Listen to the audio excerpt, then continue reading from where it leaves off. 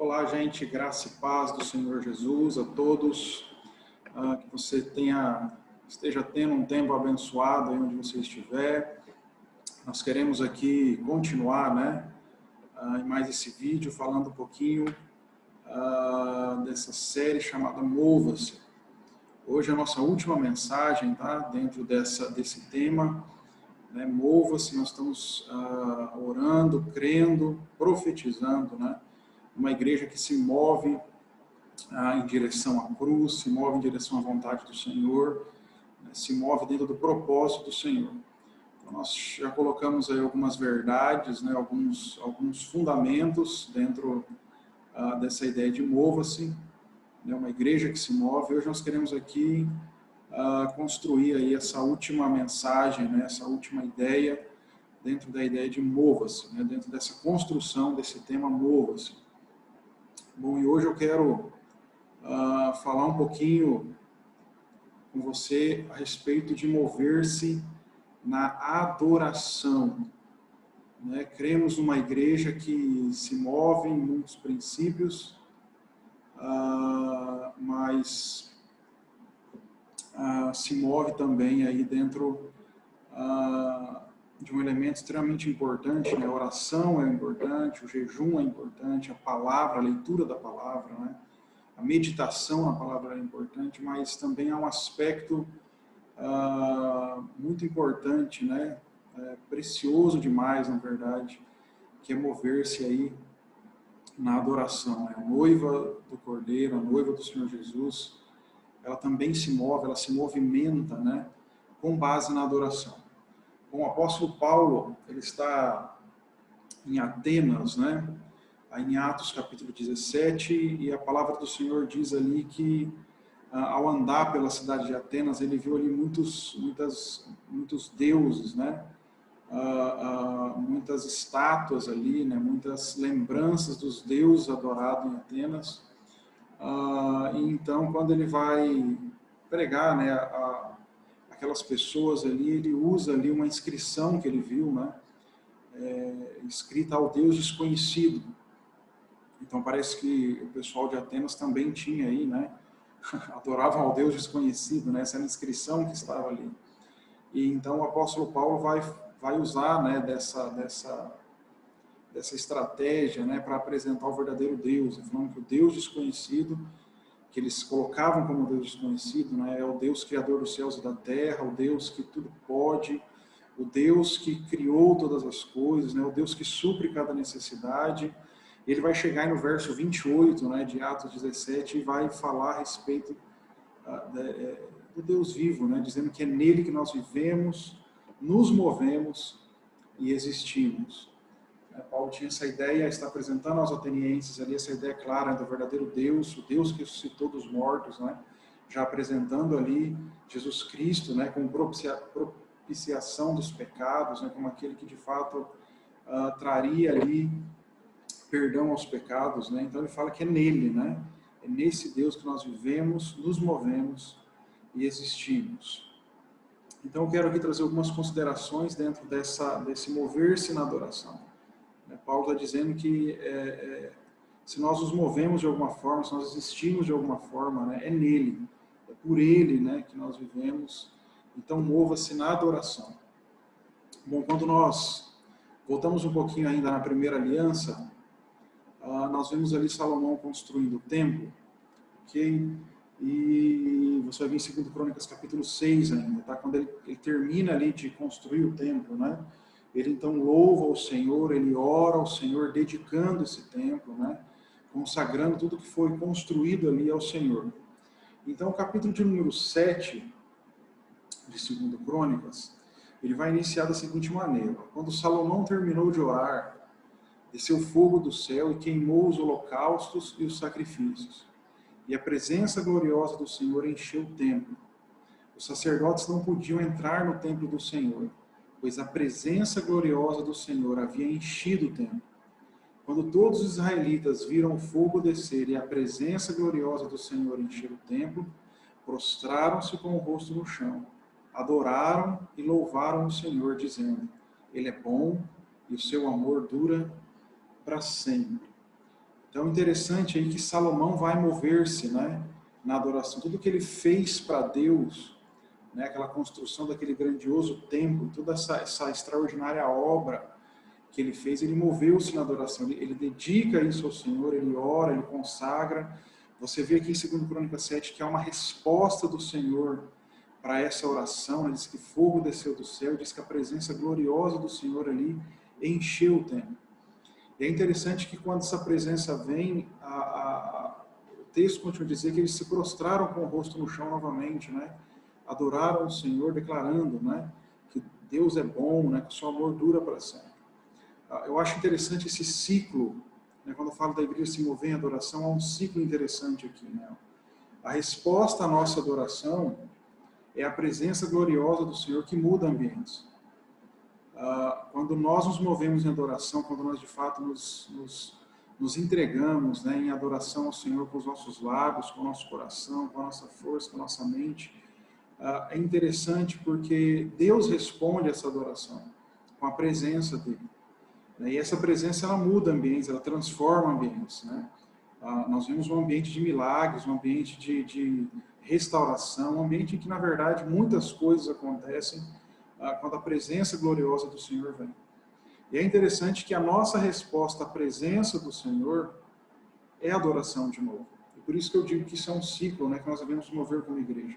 A igreja adora o Deus vivo, o Senhor, na sua infinita misericórdia, responde isso com a presença gloriosa dele. Então há restauração, há um novo ânimo, há de fato uma nova vida na igreja com essa presença do Senhor, um novo entusiasmo. E nós respondemos essa presença com mais adoração. A gente se prostra, a gente declara as maravilhas de Deus, a gente declara quem Deus é, né? Esse caráter bondoso, maravilhoso dele. E isso é um ciclo que nunca deveria terminar.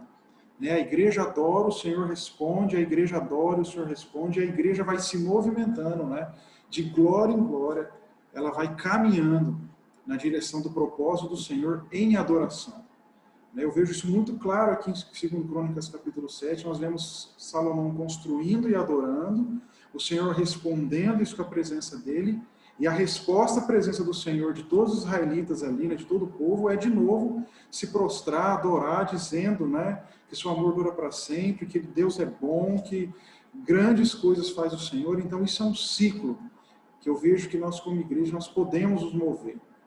Em adoração. O Senhor responde a essa adoração com a sua presença, e a gente responde à presença do Senhor com mais adoração. E esse ciclo nunca termina, né? Nós vamos sendo renovados com esse combustível maravilhoso que é a presença do próprio Deus. Quando nós olhamos ali em João capítulo 4 também, nós vemos Jesus naquela conversa, naquele diálogo, na verdade, né, com aquela mulher samaritana. E a conversa, depois de avançar um pouco, né, aquela mulher vai perguntar para Jesus qual é o verdadeiro lugar da adoração. Né, se seria em Jerusalém, se seria no Monte Gerizim, aonde é o verdadeiro lugar da adoração? Então Jesus dá essa resposta. Né? Nós temos muitas canções que falam dessa letra. Né? Ele fala, mas está chegando a hora, e de fato já chegou, né, em que os verdadeiros adoradores adorarão ao Pai em espírito e em verdade. O Pai procura pessoas que o adorem desse modo, pois Deus é espírito e é necessário que os seus adoradores o adorem em espírito e em verdade. Ou seja, a nossa real necessidade, na verdade, é adorá-lo. É isso que realmente importa. Nele está tudo que nós precisamos. Às vezes a gente diz, não, é importante isso, é importante aquilo, há tantas prioridades na nossa vida. Mas o que de fato importa, o que realmente importa, o que Jesus está ensinando, entre tantas coisas, né? Esse texto de João 4 é um texto muito rico, mas entre tantas coisas que Jesus ensina, eu creio que uma das que ele está dizendo, olha, o que realmente importa, o que realmente fica, o que realmente vai ser proveitoso na vida de vocês, o que realmente importa é adorar o Senhor. É isso que realmente importa. Né? Quando nós nos movemos na adoração, nós recebemos vida da fonte de vida. Muitas vezes a nossa vida espiritual ela vai esmorecendo. Nós precisamos estar ligados nessa fonte de vida. E eu vejo que uma das chaves, né, um dos plugs aí, para que a gente receba a vida de Deus na nossa vida, A vida de Deus na vida da igreja, desse organismo que se movimenta, é adoração. Né? Quando a igreja adora, o Senhor responde com a sua presença gloriosa. E isso é combustível, isso é fonte de vida para nós. Né? Quando nos movemos na adoração, não só tocamos o coração de Deus, o coração do Pai, nós somos tocados também por uma nova unção. Né? Por meio da adoração que muitas vezes nós somos capacitados. Né? Deus derrama sobre nós uma nova unção para realmente nos inspirar dentro da proposta de trabalho que Deus coloca para nós. Dentro da capacidade, talvez, de ganhar almas, de se mover em algum ministério, né? Nós recebemos essa nova unção, nós somos capacitados. Né? Quando nós adoramos, Deus responde com a presença gloriosa, nós somos então capacitados. Na genuína adoração, nós podemos entrar em uma nova atmosfera, né? A atmosfera dos céus. Nós podemos sair um pouco desse contexto que muitas vezes nos prende tanto, não é verdade? E a gente, então, de fato, entrar, né, nessa atmosfera dos céus, na atmosfera ali de um ambiente realmente de glória, né, de um ambiente onde o Senhor está, e se desconectar muitas vezes até mesmo das circunstâncias contrárias que esse mundo impõe a nós. Né? Então, o que realmente importa, no fim de todas as contas, é adorar o Senhor. E aí fica um questionamento para nós, né? Quanto tempo nós não bebemos diretamente da fonte? Essa é uma questão que há muitos anos eu penso sobre isso. É muito legal, gente, a gente beber de fontes. É muito legal nós termos pastores que admiramos e bebermos dali. É muito bacana a gente ter talvez algum ministério de louvor que nós apreciamos, né? E a gente beber dali, isso é muito bom, né? Isso edifica a nossa fé. É bacana nós termos pessoas, ministérios como referência que nos abençoam. Mas a pergunta aqui é, há quanto tempo a gente não bebe diretamente da fonte? E a adoração, ela tem essa capacidade, né, de quando nós, de fato, nós vamos para o nosso secreto, nós vamos por um tempo a sós com o Senhor e o adoramos realmente, a gente bebe diretamente da fonte. Ali Deus revela coisas ao nosso coração que talvez os pregadores, os cantores e tantas outras pessoas, né, que nos abençoam, elas não vão conseguir tocar nesse ponto. Né? Talvez Deus ali revele coisas que estão no coração dele e que vai revelar dentro do nosso coração. Por isso que é importante nessa questão da gente entender que nós precisamos beber também diretamente da fonte. Somos abençoados pelo corpo chamado igreja, mas nós precisamos beber diretamente da fonte. Muitas vezes Deus fala conosco diretamente na fonte, ali, quando nós estamos pedindo adoração e a palavra é confirmada por uma mensagem, por um cântico, enfim, por tantas situações que podem acontecer por meio da vida da igreja. Mas isso é só uma confirmação. Né? Nós precisamos nos recarregar a bateria diretamente da fonte, a fonte que é Jesus Cristo. Né? Ele é a fonte de vida eterna. Há quanto tempo nós não entramos com confiança e ousadia, né, na sala do trono? Ou seja, realmente nos prostrarmos ali diante do Senhor e adorá-lo, né, como ele é digno de ser adorado. Você olha para a situação também de Paulo e Silas, uma difícil situação deles, né, em Atos 16, e eles vão se mover na adoração. E aqui há um princípio interessante que eles não vão deixar as circunstâncias limitar o tipo de adoração que eles vão dar a Deus. Atos 16, a partir do verso 22, diz o seguinte: logo, uma multidão revoltada se juntou contra Paulo e Silas, e os magistrados ordenaram que os dois fossem despidos e açoitados com varas. Depois de serem severamente açoitados, foram lançados na prisão. O carcereiro recebeu ordens para não os deixar escapar, por isso os colocou no cárcere interno, prendendo-lhes os pés no tronco. Por volta da meia-noite, Paulo e Silas oravam e cantavam hinos a Deus, e os outros presos ouviam. Pense que situação extremamente delicada, né? Que situação constrangedora, que situação de humilhação. Né? Esses homens são despidos, são açoitados, são lançados na prisão, têm seus pés ali amarrados ao tronco, ou seja, há todo um ambiente preparado para que esses homens simplesmente desistam, para que esses homens se desanimem, né, para que esses homens até talvez amaldiçoem, porque eles não estão presos porque fizeram algo errado, mas estão presos porque trabalharam num processo de libertação, né? Se você ler o começo de Atos 16, você vai entender o que eu estou dizendo. Estão pregando o reino dos céus, estão libertando os cativos e estão, então, ali sendo perseguidos por causa do nome poderoso de Jesus Cristo. E essa é uma realidade que nós precisamos entender, né? Infelizmente, as circunstâncias, elas ditam de uma forma muito forte como deve ser a nossa adoração. Aliás, elas até influenciam, né, se vai ter adoração. Dependendo da situação que nós estamos enfrentando, a gente simplesmente para de adorar. A gente simplesmente se aquieta, né, no sentido de quietar os lábios. A gente, dependendo do que está passando, a gente se entrega até certo ponto. Dependendo do que está passando, a vir para um culto e adorar o Senhor em um período de louvor, a gente não faz, não ergue as nossas mãos, né? Não abre os nossos lábios, porque a gente está carrancudo, porque as circunstâncias estão nos apertando. Bom, não sei, né, o que cada um passa, mas a situação de Paulo e Silas era algo extremamente delicado. Né? Não gostaria, né, de estar na pele deles, mas o fato é que eles vão se mover na adoração. Né? E a adoração na qual eles se movem, ela tem poder de quebrar as estruturas que prendiam eles. E esse é um desafio para nós, igreja. Há tantas coisas querendo nos parar. Há tantas coisas dizendo para nós, olha, pare de adorar, né? Não se entregue totalmente. Mas eu quero te dizer aqui que a adoração, ela tem esse poder extraordinário de quebrar as estruturas que nos prendem. Né? Aquilo que está tentando nos desanimar, muitas vezes as setas malignas, as estruturas que não nos deixam romper, né, na nossa mente, no nosso coração, romper no Senhor. A adoração, ela tem esse poder extraordinário de quebrar essas cadeias, de quebrar essas estruturas, nos levar realmente ao lugar de adoração que o Senhor tem preparado para nós. E mais do que isso, né, quando a igreja se move em adoração, a salvação de almas. Se nós continuarmos lendo ali o Atos 16, antes do carcereiro ali ir para o suicídio, Paulo fala, olha, estamos todos aqui, né, nós não fugimos. Então aquele homem vai perguntar, né, o que eu faço? O que eu tenho que fazer para ser salvo? Né? Então a famosa frase ali, né, diz ali que aqueles Paulo e Silas vão dizer, olha, crê no Senhor Jesus e será salvo tu e tua casa.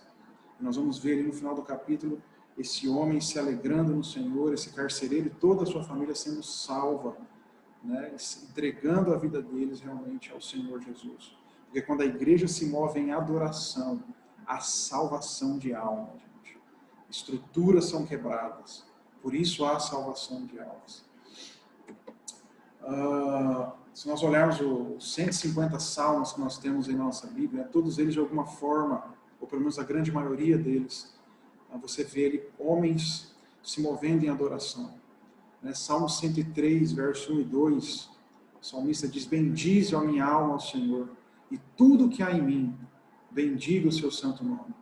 Bendize a minha alma ao Senhor, e não te esqueças de nenhum só do seu benefício. Então, o apelo ao salmista para a sua própria alma, adorar ao Senhor, bendizer ao Senhor.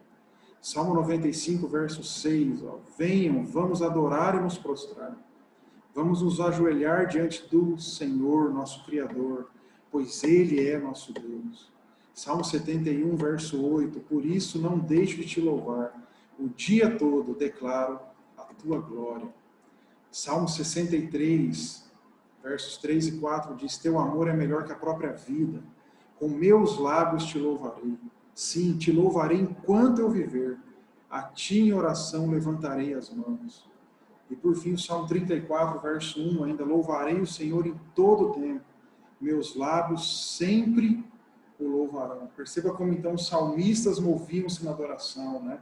Os próprios salmos são cânticos, são expressões de adoração ao Deus verdadeiro. Se nós ainda olharmos algumas considerações aí que Paulo faz em algumas cartas, né? Em Romanos 11, 36, Paulo fala, porque dele e por meio dele, para ele são todas as coisas. A ele, pois, a glória eternamente. Então, mover-se na adoração, Colossenses 3,16, o finalzinho do verso 16, Paulo fala, né? Cantem a Deus salmos, hinos e cânticos espirituais com o coração agradecido. Então Paulo ele tá instruindo a igreja a, olha, adorem ao Senhor, se movam em adoração, né? Quando ele escreve a Timóteo, em 1 Timóteo 1,17, fala, honra e glória a Deus para todo sempre. Ele é o Rei eterno, invisível e imortal. Ele é o único Deus. Então perceba Paulo instruindo as igrejas, instruindo o seu discípulo ali, Timóteo, né, a mover-se em adoração, né, a honra e a glória dada realmente ao Senhor. Nós vamos para o livro do Apocalipse e nós vemos lá diante da visão de João um céu movendo-se em adoração. Por isso que se a igreja quer manifestar o céu aqui na terra, né? Se a igreja quer manifestar o reino de Deus na terra, a igreja precisa mover-se em adoração, porque no céu há adoração incessante, constante, que nunca para. Olha só, Apocalipse 4, João está dizendo o seguinte, a partir do verso 8, cada um dos seres vivos tinha 6 asas, inteiramente cobertas de olhos, por dentro e por fora. Dia e noite, repetem sem parar, Santo, Santo, Santo é o Senhor Deus, o Todo-Poderoso, que era, que é e que ainda virá. Cada vez que os seres vivos dão glória, honra e graças ao que está sentado no trono, aquele que vive para todo sempre, os 24 anciãos se prostram e adoram o que está sentado no trono, aquele que vive para todo sempre. Colocam suas coroas diante do trono e dizem, Tu és digno, ó Senhor e nosso Deus, de receber glória, honra e poder, pois criaste todas as coisas, e elas existem, porque as criaste segundo a Tua vontade. Se nós andarmos um capítulo à frente, Apocalipse capítulo 5, a partir do verso 11, a palavra do Senhor ainda nos diz, então olhei novamente e ouvi as vozes de milhares e milhões de anjos ao redor do trono, e também dos seres vivos e dos anciãos. Cantavam com forte voz, digno é o Cordeiro que foi sacrificado, algumas versões dizem morto, né? De receber poder e riqueza, sabedoria e força, honra, glória e louvor. Depois ouvi todas as criaturas no céu, na terra, debaixo da terra, no mar, cantarem, louvor e honra, glória e poder pertencem àquele que está sentado no trono e ao Cordeiro, para todo o sempre. Então perceba que há nos céus, os céus se movimentam, adorando ao Senhor, né? Adorando ao Deus que nós servimos, é o único Deus, esse Rei eterno, né? Eu quero aqui te desafiar, né? Eu quero aqui realmente te cutucar, né? Para que você seja a igreja que se move em adoração ao Senhor. Não mece esforços, não deixe reservas, né? Quando nós falarmos em adoração, quando você pensar em adoração, seja ela no secreto, seja ela no meio congregacional, seja onde for, mova-se com base na adoração. Cante salmos, cante cânticos espirituais, entoe novas canções ao Senhor, tenha um coração agradecido realmente. Enfim, mova-se na adoração. Deixe que o Senhor responda essa adoração nossa com a presença gloriosa dEle. E certamente nós vamos ter um novo entusiasmo, um novo combustível para dar mais adoração ao Senhor e que nós possamos viver nesse ciclo. Que a igreja possa atingir os seus objetivos andando e caminhando nesse ciclo, o ciclo da adoração. Que você possa realmente receber assim algo do Senhor novo, uma unção nova, né, um tempo novo. Que você não se acostume com a rotina do dia a dia. Né? Quando o povo recebe o maná ali, né, eles ficaram, puxa, o que é isso? O que é isso? Eles adoraram o Senhor, eles estavam tão entusiasmados com o maná que caía do céu. Mas eles se acostumaram tanto com aquilo que eles começaram a reclamar do maná, eles começaram a enjoar do maná. Igreja do Senhor, né, mova-se na adoração, não caia na rotina, né, não fique nessa dormência espiritual. Que nós possamos realmente ser adoradores extravagantes diante do Senhor, que possamos realmente tocar os céus, mudar atmosferas onde nós estamos presentes por causa da nossa adoração ao Senhor. Que possamos nos mover cada dia mais, adorando ao nosso Senhor, não deixando esse amor esfriar, não deixando para amanhã aquilo que tem que ser feito agora, né? A adoração nos céus agora, a adoração dos anjos agora. Então precisa-se ter uma adoração minha e sua agora ao Senhor. Quero te desafiar a ter uma vida que realmente adore ao Senhor, a você mover-se em adoração, ligar um cântico, colocar um louvor aí, talvez ir para a palavra. Eu não sei como, né, mas da maneira como você tiver sua criatividade aí e puder fazer, que você adore ao Senhor, que você se entregue sem reservas. O que importa realmente é adorar. Queridos, que Deus te guarde, que Deus te abençoe, beijo no coração e que nós possamos nos mover em direção a tudo aquilo que o Senhor tem preparado para cada um de nós. Para que a graça e a paz do Senhor Jesus esteja com você por onde quer que você ande. Beijo no coração e Deus te abençoe.